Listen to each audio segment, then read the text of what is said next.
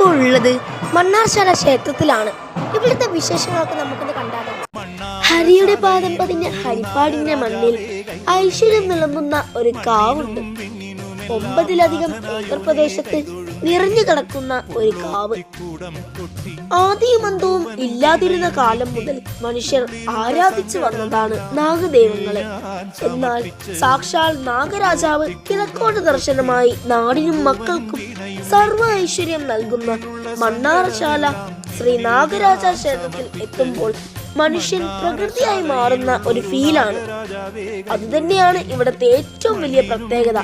ക്ഷേത്രത്തിനോട് ചേർന്നുള്ള ഇല്ലത്തിന്റെ നിലവറയിൽ നാഗരാജാവിന്റെ അവതാരമായ 5 തലയുള്ള നാഗം കുടിയിരിക്കുന്നു എന്നാണ് വിശ്വാസം.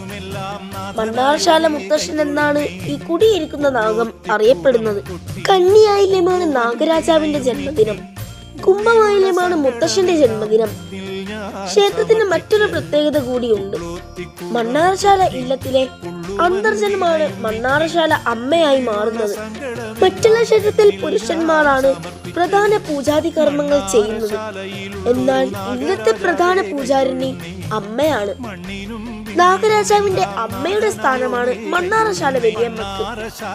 വാസുകിയും അനന്തനും നാഗരാജാവായി കുടികൊള്ളുന്ന ഇവിടുത്തെ പ്രധാന ആരാധനാമൂർത്തികളായി നാഗരാജാവ്, നാഗയക്ഷി അമ്മയും നാഗചാമുണ്ടിയും സർപ്പയക്ഷിയും ഉണ്ടാകുമ്പോൾ ഉപദേവതകളായി ഗണപതിയും ശ്രീഭദ്രകാളിയും ദുർഗ, പരമശിവനും ശ്രീധർമ്മശാസ്താവ് എന്നിവരുമുണ്ട്.